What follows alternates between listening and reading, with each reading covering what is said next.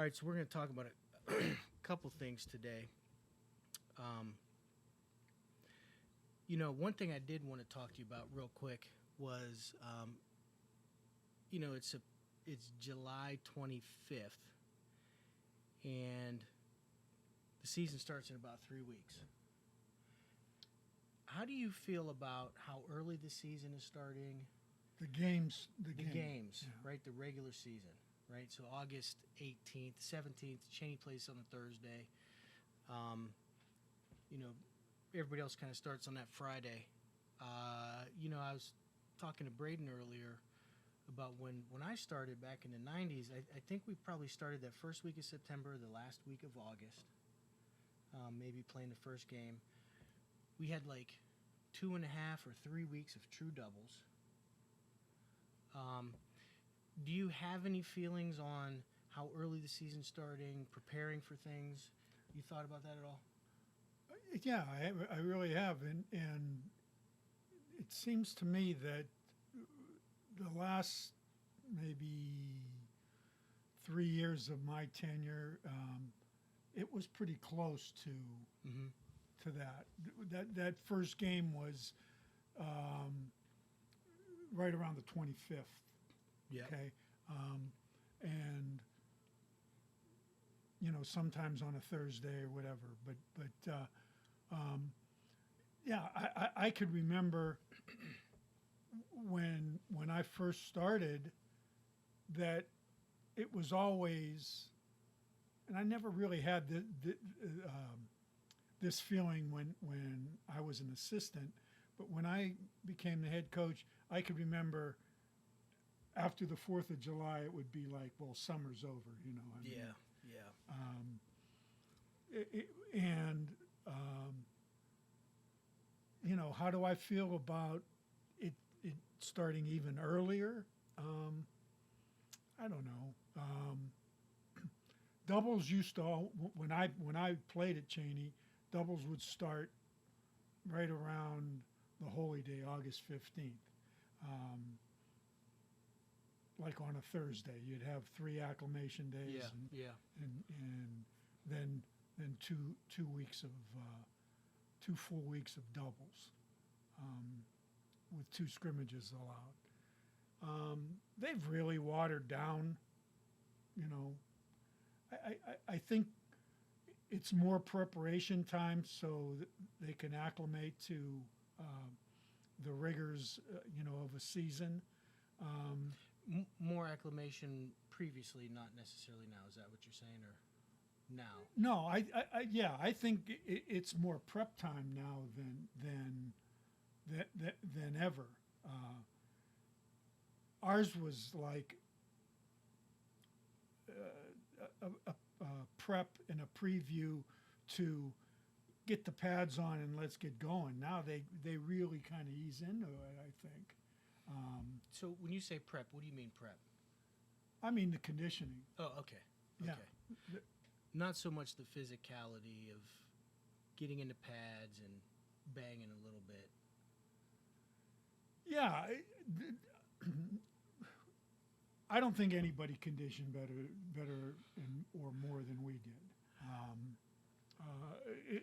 If they did, God bless them. yeah, then those guys that they coached were Ironmen, because our kids to go through what we had them do, you know, was quite the task. Well, I've always thought the term of, coming over, I felt like it was Spartan school. You know what I mean? Like you lived a rough life. You this is an exaggeration. You're brutalized during practice and doubles, and you come out, sharpened by iron for the season. And especially that week 1 when everybody's cramping in the second half. How that I can't say for sure, but I don't remember that really factoring into things weeks 1 and 2 when it's hot as much as maybe for other teams. I agree. Now, in fairness to that, the end of the tenure that we had at Cheney, especially the last year, I mean, we lost the Fitch game because I had 6 kids down with heat cramps in the fourth quarter when we were ahead, and we couldn't hold on to the lead because we didn't have anybody to line up, really. Yeah, I remember that. Vic Tony was a senior. Correct. That group. Correct. Okay. Yeah. Correct.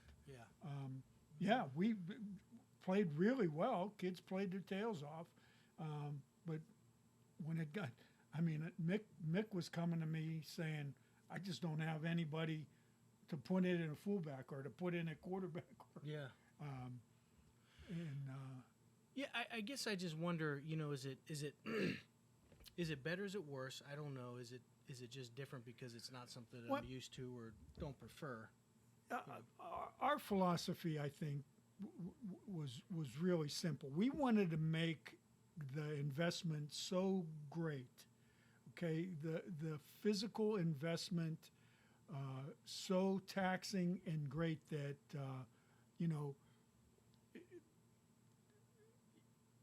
I got this far, there's no turning back now. Yeah. That's what we wanted to create, and I think that we did.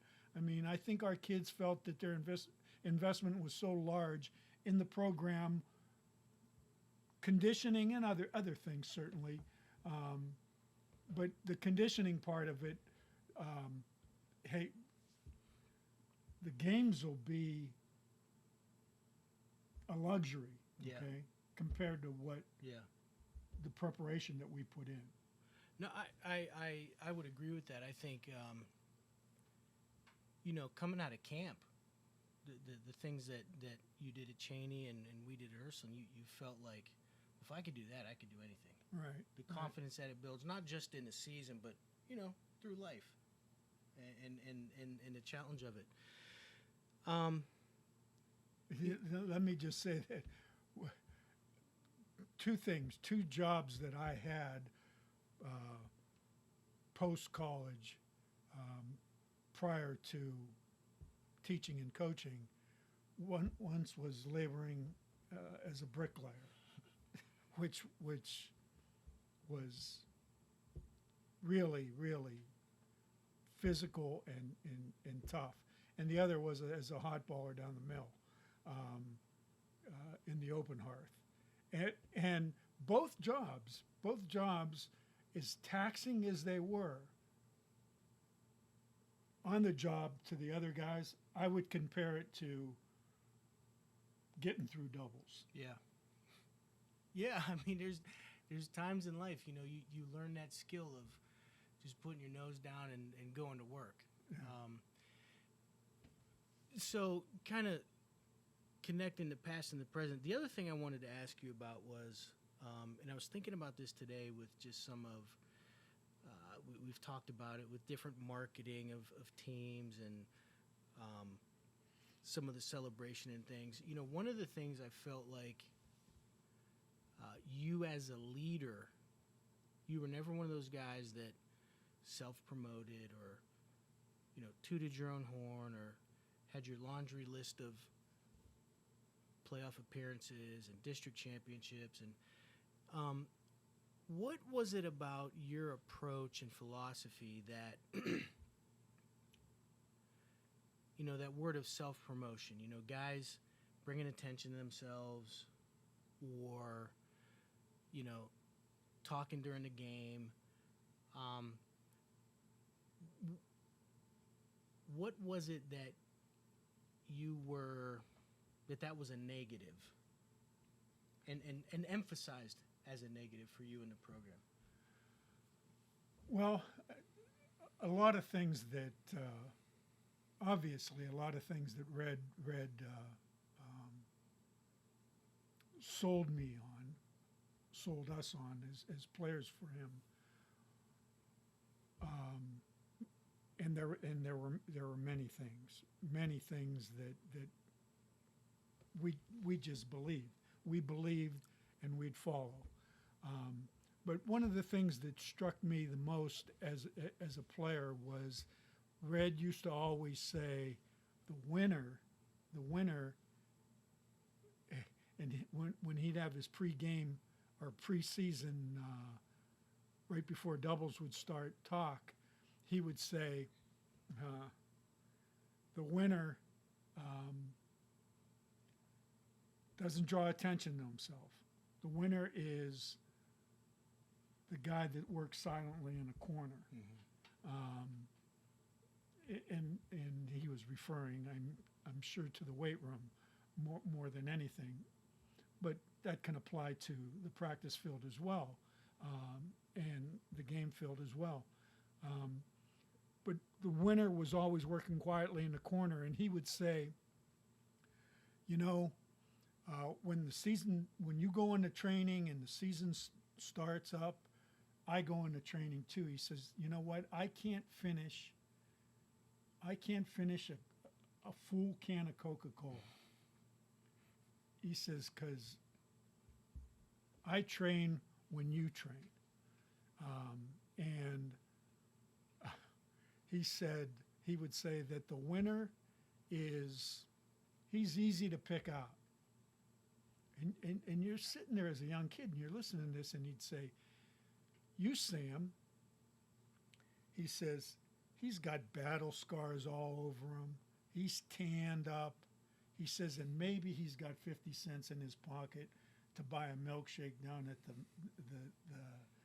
the Milk Creek Dairy. And Red was a no-nonsense guy, and I think he sold all of his players. There was no flash. There was no look at me, and that really, it certainly stuck with me and carried over into my coaching philosophy. So every person's different, right? Every person has buttons that need to be pushed and things that get them excited. How did you handle guys that would kind of be motivated by that banter, by some of those things that go on, the game within the game? Because there are ones that are. Yeah. So how did you, when you're so, and I don't mean this naively, like, it's a bit of an exaggeration, right? Some liberties. So fundamentally against it, but maybe you have a guy who's a player that lights their fuse a little bit like that. How did you navigate that? Well, I think for the most part, those guys that went down that road that or followed that path, so to speak, kind of did it on the QT. Mm-hmm. And the ones that maybe tried to step off the path and bring attention to themselves,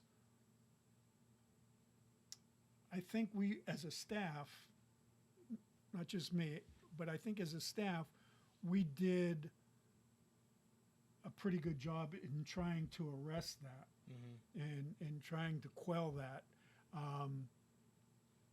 But I'm finding out years later, that some guys that I had that I, were my guys. I mean, that I absolutely was convinced, believed, and still do, and I'm still convinced that they believe, had their own game within a game. Mm-hmm. Ron Allen mentioned that,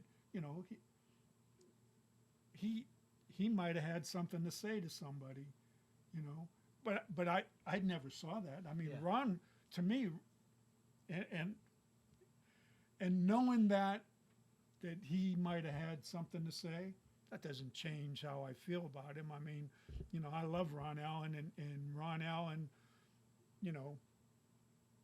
for him,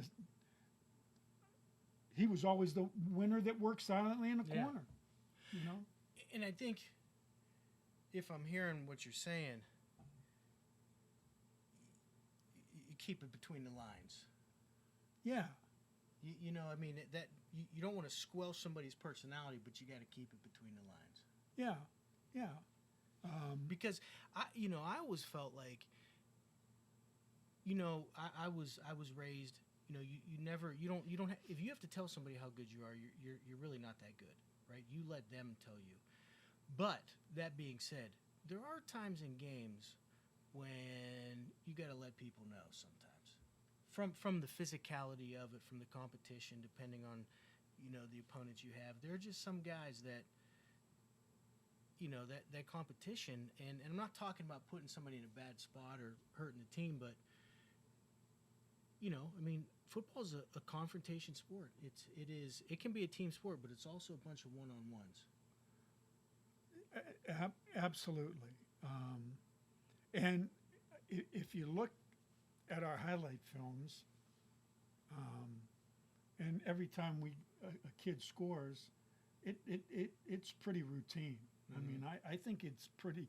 There's not a lot of I mean, there's kids that meet him in the end zone. Oh, that's all good. Yeah. That's all good. But that kid isn't.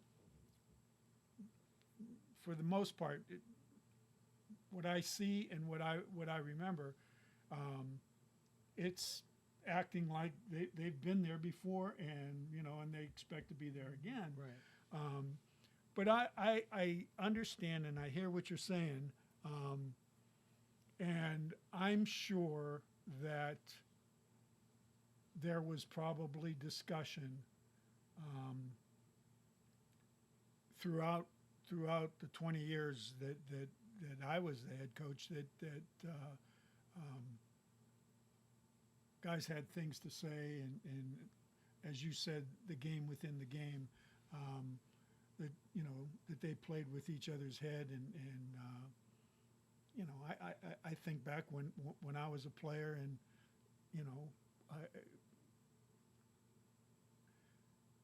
things went on, but certainly we wouldn't let red know. Right.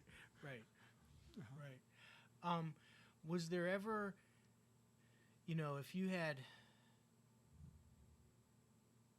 had someone that was a player and had the resume to back that up, did they have a little bit more latitude than somebody who never really did anything and would just talk?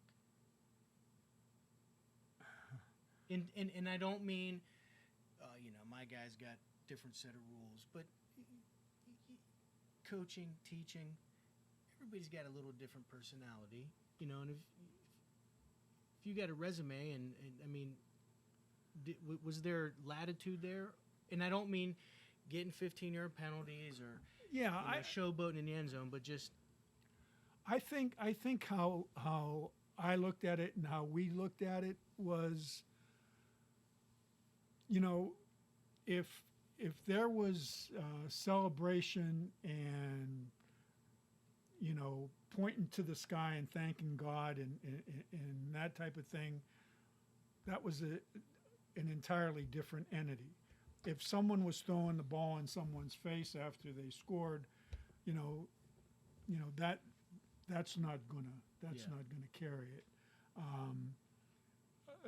And the kids knew that. I mean, hell, we had a jackass rule in our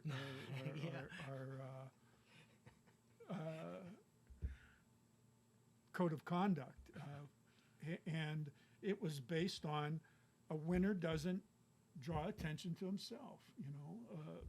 A winner wins, and he does the things needed to do to win. Now, if that involved that, again, speaking to your game within a game,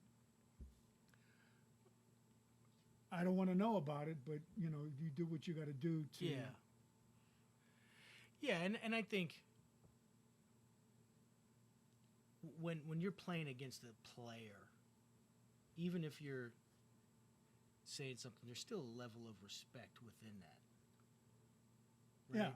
Yeah, the old respect all opponents, fear none. Right. Yeah. And there's a different level of being cheap, being dirty, being disrespectful. And I guess that's the kind of connotation that I'm leaning towards when I ask that question, not the disrespect. So let me ask you this. So, not talking about if you could do it, right? Not as necessarily a coach, but you kind of see some of the things going on, college, NFL, with some of the celebrations and different things. What's your view of that? And not if you as a coach would allow it or like it, but what's your kind of view on that today with some of the celebrations and things going on? Yeah, I don't think a whole lot of that. I mean, it's one thing to be excitable, okay? I see a guy like, Watt from Pittsburgh, and he gets up and he's excited about making a play. I don't have a problem with that, okay? It's pointing fingers and in your face type of thing that in my opinion there's no place for. I understand the entertainment factor, and I understand that a lot of these guys, aside from being some of the finest athletes in the world, they're also entertainers, and that's part of the deal.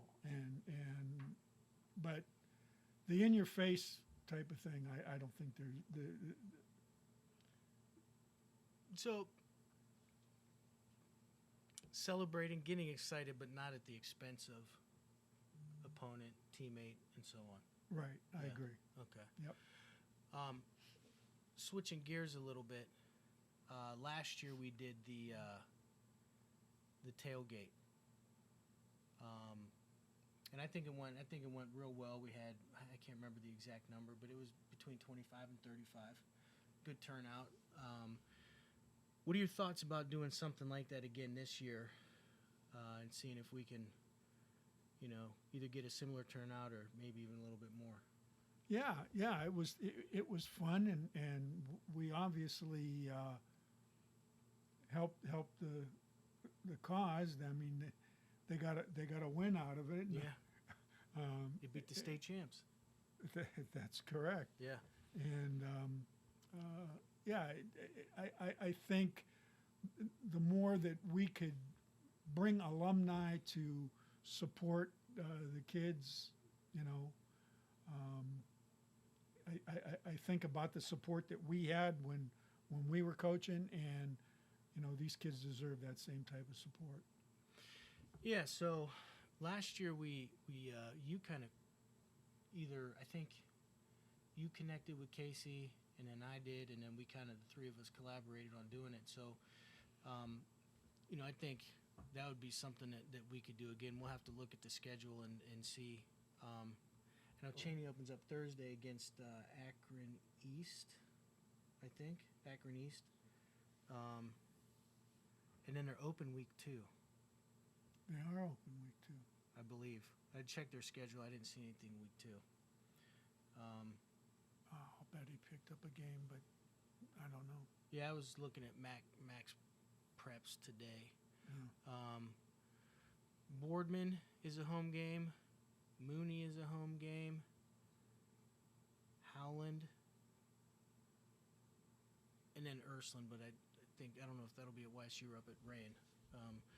So we got some dates from September to October to maybe look at and see if we can pull something together again. Yeah, I'll connect with Casey and we'll set something up. Okay. And then the last thing we were talking about before we got on camera, we've been talking about maybe doing this all-stars / all Berdis team, and what are some of your thoughts on that? We were talking about doing it by eras, maybe kind of starting with something where you have the most familiarity, and digging deep into maybe some of the players that left a mark for multiple reasons. What thoughts do you have on that? And we can kind of discuss some of that. Well, as we were talking earlier, I think that you almost have to go if you're going to do an all-star team by eras. And the first four coaches, Chess had a 26-year tenure, and then Red had a 16-year, Ed had a 16-year, and then we had a 20-year. So I think if you break it down in those four eras, if you will, that you can do some you can make some choices as far as all stars, if you will, and again, it's going to be completely opinionated, but it's not fair to compare my guys to guys that Chess coached that I never saw play. Yeah. And plus the fact that it was a different game. Now, through articles and Gene Janeco's book, I think we can come up with some guys that could field an all-star team. Yeah, and so we kind of touched on, and we haven't really dug too deep into pulling this off just yet, but one of the things that we mentioned, you maybe a position coach that we're talking about, if we chunk it up into, if we're talking about DBs, we bring in a position coach, and maybe Pope as a D coordinator, and talk about some of those guys specifically. That might be, you get a bunch of different perspectives on it and viewpoints.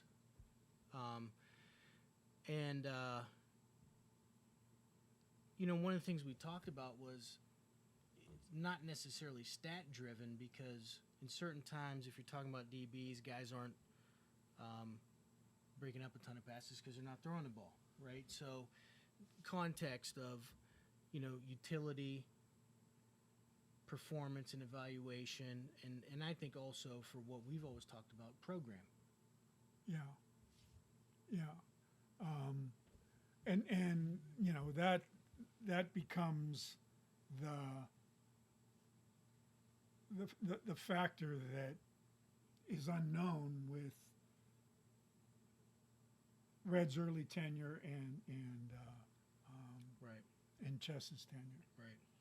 But again, I think that you could get a good idea of guys that were excelling. Now,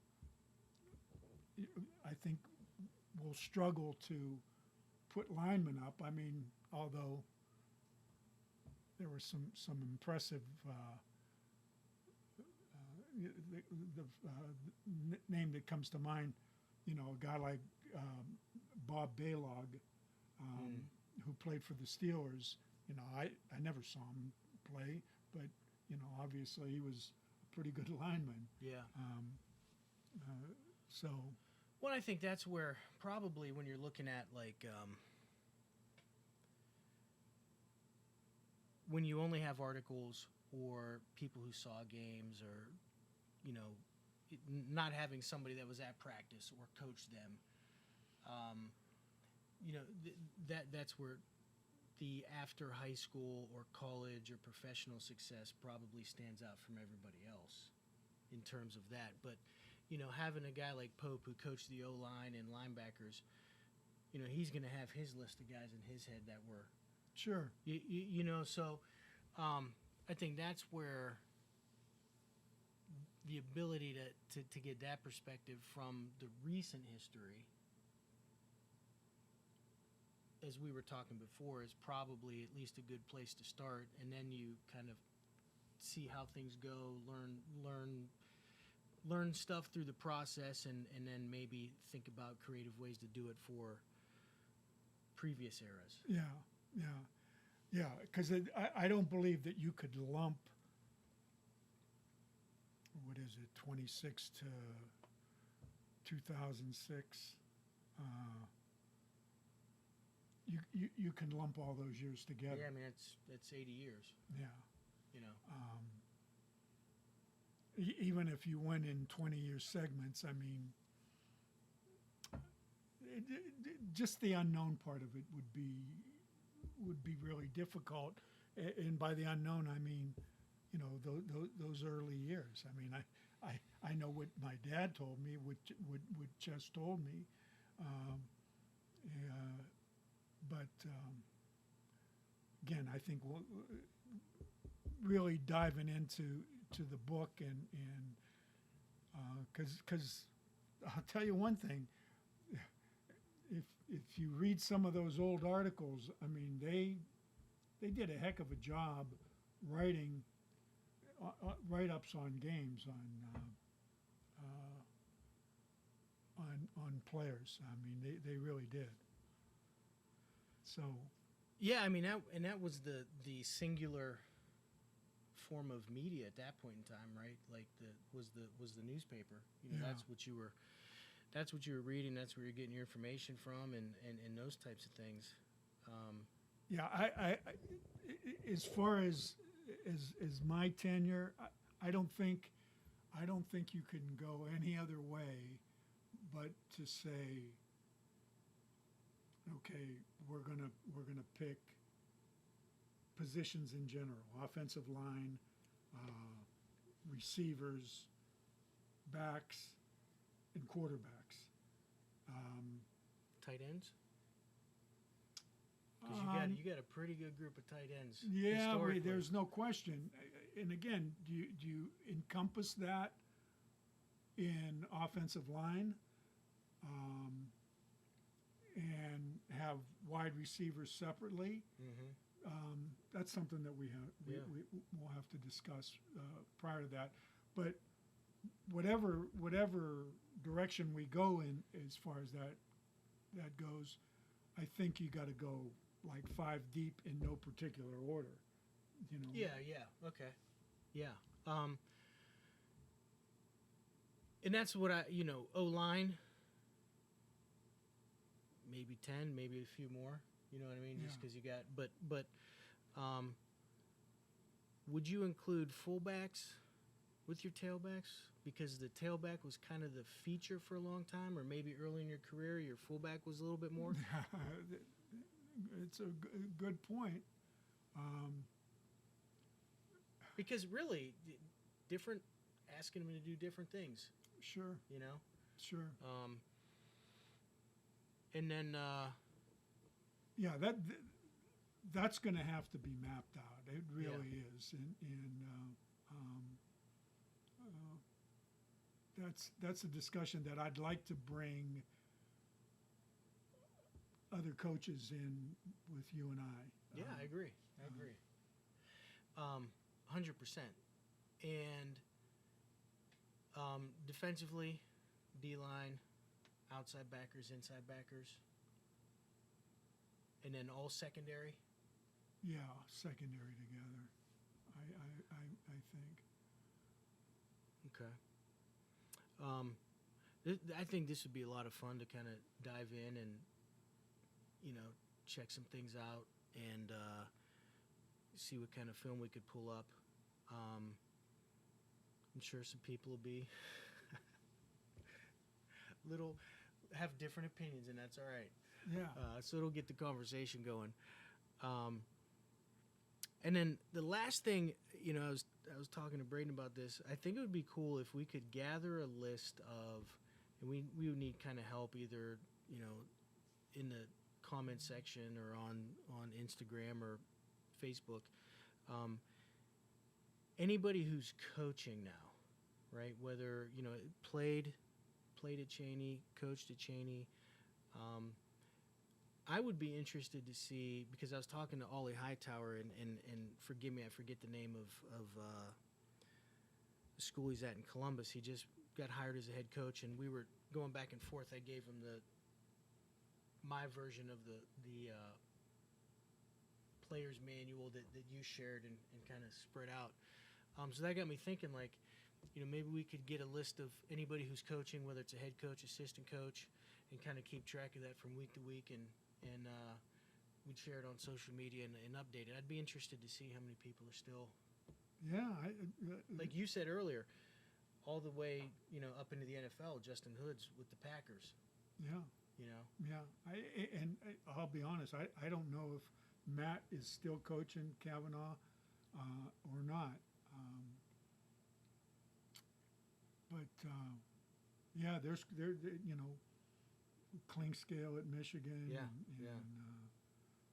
And on and on. Plus the guys that from our staff that are still coaching. Yeah, I mean, you got Pope and Mills at Springfield, Armini's at Reserve.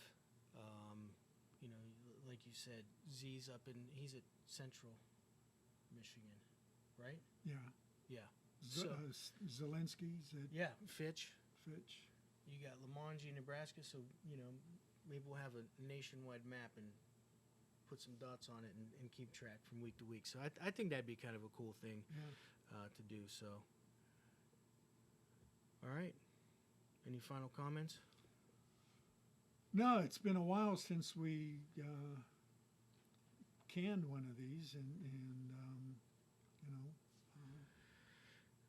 Seems like when it's dark outside and the weather's bad, it's a little easier to get these done. Let's get some comments from people, what they might want to hear. We still got years that we got to talk about, and we will. But if we get some comments on direction that. Well, so talking about that, I talked to a couple guys from the '96 team. They've expressed interest on, willing and wanting to be part of it. I talked to Ciccarelli and Capacci. I think that's probably a kind of a deep dive on that season. With that undefeated piece and from there, and then also, 97. That's got to be. There could be a couple different focuses on that. So. We got plenty to talk about. We just gotta. We gotta get Brad on. Yeah. He was in town and we missed an opportunity there. Yeah. But I talked to him and we'll zoom in and get him on. And but anybody that's watching out there that has any thoughts as far as a direction or a person that you might want to hear from, we'll do what we can to get it done. Yeah, I'd also be interested to hear some ideas on the that old Berdis team, some ideas and input there. Yeah, I'd be interested to hear thoughts on that. How to do it, and then maybe we'll ask some other questions off of it. So that could be we got a couple good angles to go from years and to this topic. So yeah. All right. Sounds good.